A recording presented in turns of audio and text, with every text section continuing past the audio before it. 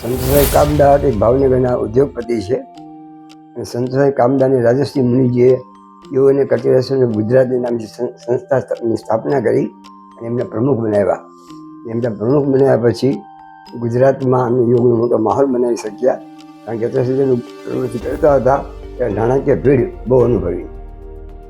પણ જ્યારે સંતોષભાઈ આવ્યા ત્યારે એમને ત્યારથી લગભગ આજથી 30 વર્ષથી અમે કામ કરી રહ્યા છીએ. તો રાજ્યની, રાષ્ટ્રની, વર્લ્ડની જે સ્પર્ધાઓ કરીએ છીએ એ સ્પર્ધાઓ પહેલાં અમે રાજ્યની સ્પર્ધા કરી શકતા હતા, કારણ કે અમારી પાસે એટલા બધા નાણાં ન હતા.